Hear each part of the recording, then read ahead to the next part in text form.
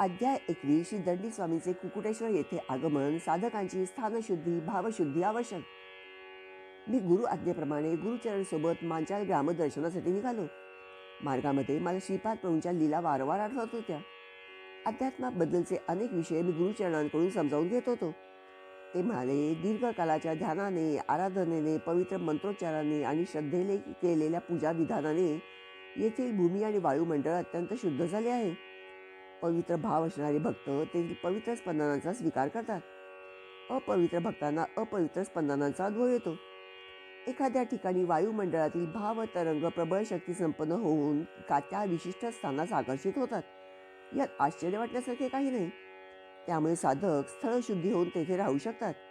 भावशुद्धी झालेल्या साधकास हे शक्य आहे, त्यांची आपण संगत केली पाहिजे. द्रव्यशुद्धी आणि अन्नशुद्धी असलेल्या साधकाकडूनच आपण अन्न अथवा धन स्वीकारले पाहिजे. वेदातील महापंडित म्हणविल्या जाणाऱ्या ब्राह्मणांना सुद्धा श्रीपाद प्रभूंच्या कृपा कटाक्षाचा लाभ होऊ शकत नाही, परंतु तो दोषरहित अल्पज्ञान असणाऱ्या भक्तास सहजपणे होतो. मी पौंड्र म्हणजे ओरिसा राज्यात जगन्नाथपुरी क्षेत्रात व्यापाराच्या निमित्ताने गेलो होतो. तेथे मला श्री जगन्नाथाच्या मूर्तीमध्ये श्रीपाद प्रभूंचे दर्शन झाले. माझ्याबरोबर आलेल्या 3-4 भक्तांना श्रीपाद प्रभूंनी त्यांच्या इष्ट देवतांच्या स्वरूपात दर्शन देऊन तत्काळ स्वतःच्या रूपात दर्शन दिले. सर्व देवी देवतांच्या रूपात मीच आहे असा मौन बोध त्यांनी केला. दंडी स्वामीचा गर्वभंग. आम्ही जगन्नाथपुरीला गेलो त्याच दिवशी दंडी स्वामी आपल्या 108 शिष्यांसह आले होते. आम्ही त्यांच्या चरणावर आपले डोके टेकवून नमस्कार केला आणि काय आश्चर्य, तत्काळ दंडी स्वामींची वाचा गेली, त्यांना बोलता येईना. आम्ही सर्वांनी त्यांना पुन्हा वाचा यावी अशी श्रीपाद प्रभूंचे चरणी नम्र प्रार्थना केली. त्या प्रार्थनेचे फलस्वरूप त्यांची गेलेली वाचा परत आली. दंडी स्वामीचे शिष्य श्रीपाद प्रभूंच्या शिष्यास पाहून कुचतर्काने म्हणाले, श्रीपाद आणि त्यांचे शिष्य क्षुद्र मांत्रिक आहेत. त्यांच्या क्षुद्र विद्येने आमच्या दंडी स्वामींची वाचा जावी असे त्यांनी केले. परंतु आमचे स्वामी समर्थ असल्याने त्यांची वाचा पुन्हा आली आणि ते स्वस्थ झाले. आमचे गुरु श्री दंडी स्वामी श्रीपादांचे खरे स्वरूप जनतेसमोर आणतील. ते पिठिकापुरमला जाऊन श्रीपादांशी शास्त्र चर्चा करून त्यांना पराभूत करून विजयपत्र घेऊन येतील यात शंकाच नाही. पिठिकापुरममधील प्रजाजनांनी श्री दंडी स्वामींच्या स्वागतासाठी एका महान रथाचे आयोजन केले होते. आम्ही ते ऐकून निरुत्तर झालो.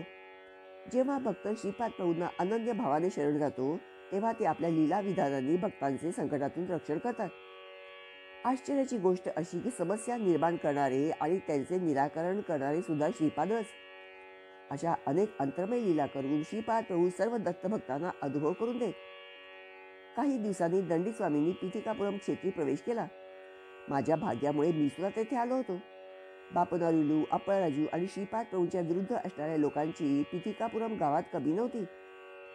दंडी स्वामींनी कुकुटेश्वराच्या मंदिरात जाऊन सर्व देवदेवतांचे दर्शन घेतले. ते म्हणाले, येथे असलेल्या स्वयंभू दत्तात्रयांचा महिमा अपरंपार आहे. पुढे म्हणाले, त्यांचा अवतार श्रीपाद प्रभूंचा गर्व दूर करण्यासाठी आहे.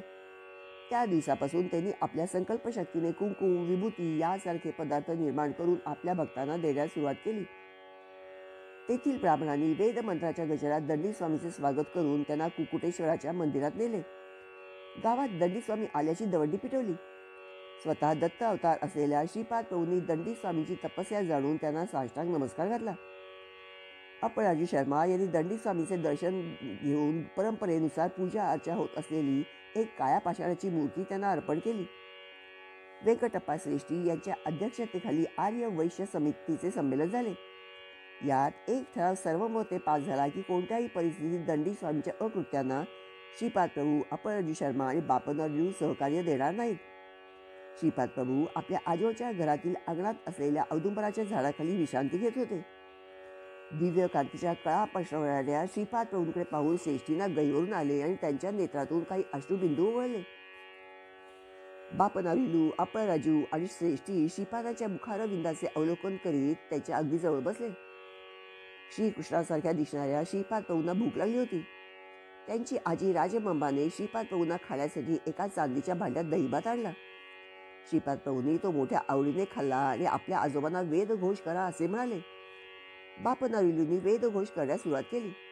त्यांच्याबरोबर अपळराजू शर्मा, श्रीपाद प्रभू, नरसिंह वर्मा, श्रेष्ठी यांनी सुद्धा अत्यंत आनंदाने वेद पठणास प्रारंभ केला. तेथील वातावरण या वेदघोषामुळे ऋषी आश्रमाप्रमाणे पवित्र झाले होते. याच वेळी कुकुटेश्वराच्या देवळात एक आश्चर्य घडले. स्वयंभू दत्तात्रेयाच्या तोंडाजवळ दही भाताची शीते दिसू लागली. पुजाऱ्याने ती 2-3 वेळा पुसली तरी पुन्हा तेथे ती येत होती. अशा प्रकारे ही श्रीपाद प्रभूंची अद्भुत लीला होती. दंडी स्वामी आपल्या शिष्यांबरोबर वेदघोष करीत पीठिकापुरमहून बाहेर जाण्यास निघाले. ते सर्वजण एकामागून एक पावले टाकीत चालले होते. त्यांना तेथील जमीन वाढत असल्यासारखी वाटत होती. ते कितीतरी वेळ चालत होते, परंतु ज्या ठिकाणाहून निघाले तेथेच होते. या विचित्र क्रियेत बराच वेळ गेला. तेवढ्यात दंडी स्वामीच्या हातातील दंड तुटून त्याचे 2 तुकडे झाले. दंडी स्वामींना मात्र आपल्या शरीराचेच 2 तुकडे झाल्यासारखे वाटले. पीठिकापुरममधील ब्राह्मणांना ही घटना भयप्रद वाटली. दंडी स्वामींना आत्तापर्यंतच्या अनुभवावरून कळून चुकले होते की श्रीपादची वल्लभ आपणापेक्षा कैकपट अधिक शक्ती संपन्न आहेत. त्यांचा विरोध केल्यास अनर्थ घडून येईल. अशा परिस्थितीत आपल्या गावी कसे जावे याची त्यांना चिंता लागून राहिली. मोह नाश म्हणजेच मोक्ष. पीठिकापुरममध्ये अब्बन्ना नावाचा एक गृहस्थ राहत होता. तो सर्प पकडून त्याचा खेळ करून आपली उपजीविका चालवित असे. तो बापनवलीच्या घरी आला. श्रीपादांनी त्यावेळी वेदघोष थोडा वेळ थांबवण्यास सांगितले. अब्बन्नाला पोटभर जेवण दिले. नंतर त्यास बोलावून म्हणाले, येथून 1 भांडे पाणी घेऊन श्री कुकुटेश्वराच्या मंदिरात जा. दत्तप्रभूंचा एक अवतार त्याच्या करणचरणद्वयांबरोबर संचार करीत असताना अकारण ज्यांनी त्यांची निंदा केली असे महापापी लोक तेथे आहेत. त्यांना मृत्यूनंतर पिशाची योनी प्राप्त होईल असे चित्रगुप्ताने भाकीत करून ठेवले आहे. मी चित्रगुप्ताबरोबर संवाद करून त्यांच्या पापांचा परिहार कसा करावा याचा उपाय शोधून काढला आहे. भूमातेने सुद्धा तसा आग्रह केला आहे. तू तेथे जाऊन भूमाते शांत राहण्याचा माझा निरोप सांग. श्रीपादांच्या दर्शनास उत्सुक असणाऱ्या भक्तांना तुझी संमती घ्यावी लागेल. त्यांच्यावर तू या जलाने प्रोक्षण कर. माझ्या पूर्व आदेशाप्रमाणे तू मादिगा सुबैयाच्या घरी जाऊन दही भाताचा महाप्रसाद सर्वांना दे. अब्बय्या सुबैया तिकडेच गेले आहेत. ते सर्वांना बापनवलीच्या घरी घेऊन येतील. श्रीपाद प्रभू उग्र स्वरूपात पुढे म्हणाले, अहो दंडी स्वामी, एक महान तपस्वी असून किती गर्व केलात. तुम्ही ज्यांची दत्त स्वरूपात आराधना करतात ते श्रीपादची वल्लभ रूप घेऊन भक्तांसाठी अवतरित झाले. त्यांना न ओळखणारे तुम्ही महामूर्ख आहात. तुमचे शिष्यगण सुद्धा तुमच्याप्रमाणेच मूर्ख आहेत. पीठापुरमचे तुमचे नवीन शिष्य अज्ञानी आहेत. तुम्ही आम्हाला काय करू शकता. समस्त सृष्टीचे शासन करणाऱ्या एकमेव सत्तेसमक्ष तुमचे अस्तित्व असते काय, तुमचे सामर्थ्य ते किती. दैव दूषणासारखे महापाप केल्यामुळे तुम्हाला अनेक शतवर्षे पिशाच्या योनीत राहावे लागणार असा चित्रगुप्ताने निर्णय घेतला आहे. अव्याज करुणेने मी तो निर्णय रद्द करीत आहे. मानव जन्म मिळाल्यावर तुम्ही सर्वजण नीच जातीत आपले आयुष्य घालविणार आहात. तुमच्या पापांचा परिहार मी अत्यंत थोड्या शिक्षेतून करीत आहे. श्रीपादची वल्लभ स्वरूप महाअग्निसमान आहे. अग्निशी खेळल्यास महाप्रमाद संभवेल. मोक्ष म्हणजे काय असा विचार तुम्ही करता. खरे तर मोहाचा क्षय म्हणजेच मोक्ष आहे. दिव्यानंद परवश्य अति सुखस्वरूपात राहण्याची इच्छा करणाऱ्या जीवास मी तत्काळ ती स्थिती प्राप्त करून देतो. माझ्या दृष्टीने निर्गुण निराकार, सगुण साकार, मोक्ष बंधन असा भेदच नाही. प्रत्येक क्षणी असंख्य अशा नूतन लोकांची सृष्टी, स्थिती आणि लय यात मी व्यस्त असतो. मरणानंतर माझ्या स्वरूपात लीन होऊ इच्छिणाऱ्या साधकांनी माझ्या ठिकाणी अवश्य यावे. त्यांनी किती शतवर्षे त्या स्थितीत राहावे, कोणत्या लोकात त्यांनी पुन्हा जन्म घ्यावा हे सर्व मी माझ्या संकल्पाप्रमाणे ठरवीन. संपूर्ण विश्वाचा नाटक सूत्रधार असलेला मी सध्या साकार रूपात तुमच्या समक्ष आहे. निर्गुण निराकार अवस्थेत असताना सुद्धा मी सर्वदा तुमच्याकडे पाहत राहीन हे सांगण्यासाठी मी साकार रूप घेतले आहे. महायोग्याच्या योगशक्ती लोककल्याणार्थ, लोकरक्षणार्थ उपयोगात आणायच्या असतात. लोक म्हणजे केवळ हा भूलोक नाही. आपल्यापेक्षा कमी म्हणजे नीच अवस्थेत असलेल्या, निस्सहाय्य स्थितीत असलेल्या जीवांना सहाय्य करणे, मदत करणे हा मानवी धर्म आहे. मी धर्ममार्ग, कर्ममार्ग, योगमार्ग, भक्तिमार्ग आणि ज्ञानमार्ग याचा बोध करण्यासाठी अवतरित झालो. मी सर्व धर्माचे मूळ असलेले एकैक सत्य, एकैक धर्म आणि सर्व कारणांचा कारण असलेले एकैक कारण आहे. माझ्या संकल्पाशिवाय या सृष्टीत काहीच घडत नाही. मी नसलेले या सृष्टीत काहीच नाही. मी आहे म्हणून तू आहेस ही सृष्टी आहे. यापेक्षा वेगळे सत्य मी तुला काय समजावून सांगू. तू हिमालय पर्वतावर जाऊन निस्संग होऊन तपाचरण कर. तुला शिष्य संघटनेची गरज नाही. तू मोक्ष मिळवलास किंवा उद्धरून गेलास तर या सृष्टीचे किंवा माझे असे काहीच नुकसान होणार नाही. सृष्टीतील सारे व्यवहार व्यवस्थितपणे यथाविधी पार पडतील. तुझ्यासोबत तू पीठापुरमचे शिष्य घेऊन जाशील तर ते उंटाच्या लग्नाला गाढवाचे संगीत असे होईल. उंटाच्या सौंदर्याची स्तुती गाढवाने करावी आणि गाढवाच्या गायन माधुर्याची प्रशंसा उंटाने करावी असे होईल. परस्परांनी एकमेकाच्या प्रशंसेचे पूल बांधले तरी यथार्थ स्थिती काही बदलत नाही, ती निराळीच असते. अरुंधती वशिष्ठ संबंध. मी म्हणालो, अहो गुरुचरण, अरुंधती मातेचा जन्म चांडाळ वंशात झाला असे मी ऐकले आहे. तिचा विवाह वशिष्ठ ऋषींबरोबर कसा झाला? गुरुचरण म्हणाले, पूर्वी वशिष्ठांनी 1000 वर्षे तपाचरण केले होते. त्यावेळी अक्षमाला नावाच्या एक चांडाळ कुळातील कन्येने त्यांची उत्तम रीतीने सेवा केली. तिच्या सेवेने प्रसन्न होऊन ऋषींनी तिला वर मागण्यास सांगितले.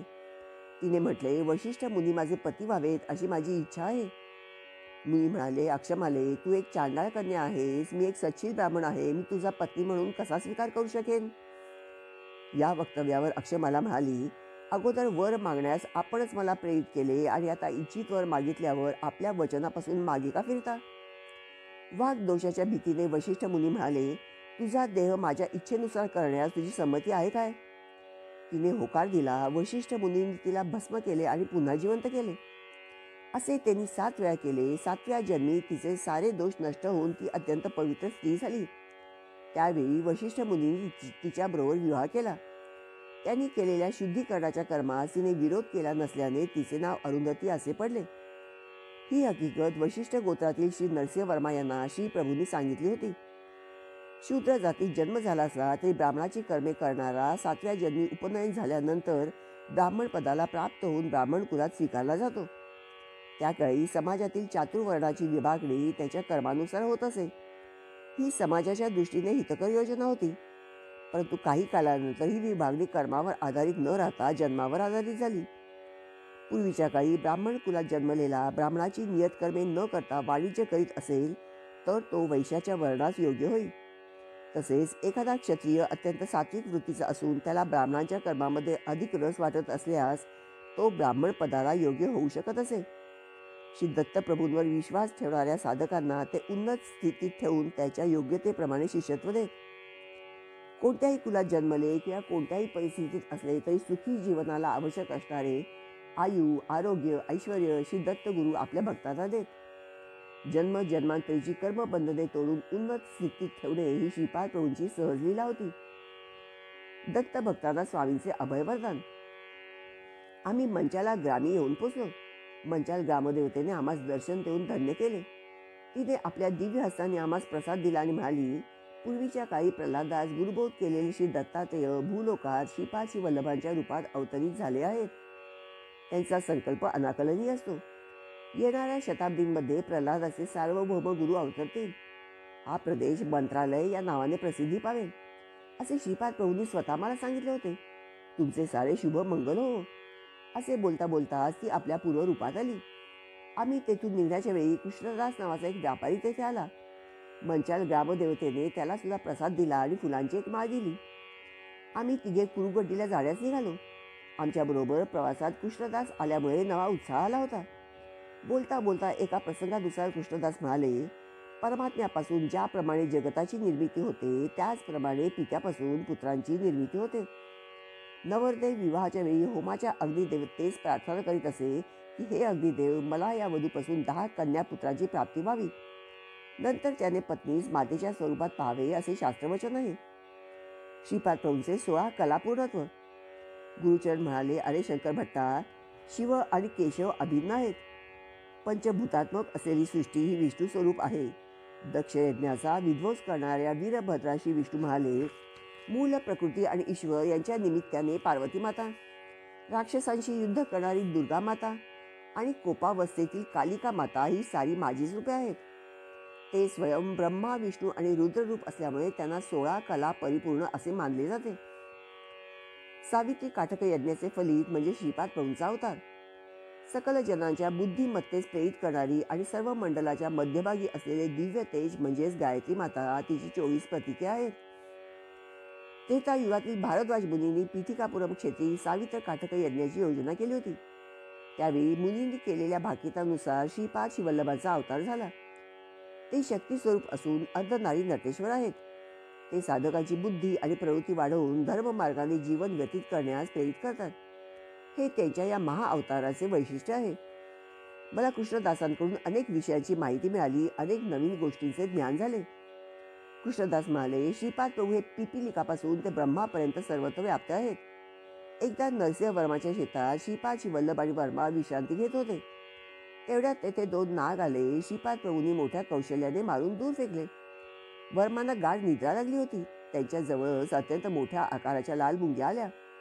इतक्या मोठ्या मुंग्या पूर्वी कधीच पाहिल्या नव्हत्या. वर्मांची झोप मोड होऊ नये म्हणून श्रीपाद प्रभूंनी त्या सर्व मुंग्यांना मारले. मेलेल्या मुंग्यांचा एक लहानसा ढीग समोर होता. थोड्याच वेळात नरसिंह वर्मांना जाग आली. मेलेल्या मुंग्यांना पाहून त्यांना दया आली. त्यावेळी श्रीपाद प्रभू स्मित हास्य करून म्हणाले, राजाला त्याच्या सेवकांचे रक्षण करावेच लागते, हा प्रकृतीचा नियम आहे. या अद्भुत मुंग्या निर्माण करणारा एक अद्भुत जादूगर आहे. तेवढ्यात एक पांढऱ्या रंगाची, आकाराने इतर मुंग्यांपेक्षा मोठी व कांतिमान राणी मुंगी तेथे आली. तिने मेलेल्या मुंग्यांभोवती एक प्रदक्षिणा घातली आणि आश्चर्य असे की साऱ्या मेलेल्या मुंग्या पुन्हा जिवंत झाल्या आणि निघून गेल्या. श्रीपाद प्रभू मंद हास्य करून म्हणाले, या मुंग्यांच्या राणीला संजीवनी शक्ती प्राप्त असल्याने तिने सर्व मुंग्यांचे रक्षण केले. अशा प्रकारच्या अनेक विस्मयकारक गोष्टी या सृष्टीत आहेत. तितक्यात नरसिंह वर्मांचे लक्ष मरून पडलेल्या 2 नागांकडे गेले. श्रीपाद प्रभूंनी एका नागास कुरवाळले आणि दुसऱ्याला आपला दिव्य पाय लावला. ते दोन्ही नाग जिवंत होऊन श्रीपाद प्रभूंना एक प्रदक्षिणा घालून निघून गेले. ते नाग कशासाठी आले, श्रीपाद प्रभूंनी त्यांना असे का केले, याबद्दल त्यांना विचारले तेव्हा ते म्हणाले, राहू ग्रहाचे बळ नसल्यामुळे जीवांना अनेक संकटांना तोंड द्यावे लागते आणि त्यांना बंधनात असल्याचा अनुभव येतो.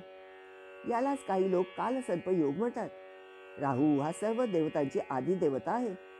या प्रकारे येणाऱ्या संकटांचे निर्मूलन कसे करावे हे कोणी जाणत नाही. परंतु मी त्या सर्वांचे दोष दूर करून त्यांना सुख संतोष मिळेल अशी योजना करतो. आम्ही कुरुगड्डीला येऊन श्रीपाद प्रभूंचे मंगल दर्शन घेतले. त्यांनी आम्हास हसतमुखाने आशीर्वाद दिले. श्रीपाद शिवल्लभांचा जय जयकार असो. फलश्रुती आध्यात्मिक लाभ पुण्यवृद्धी.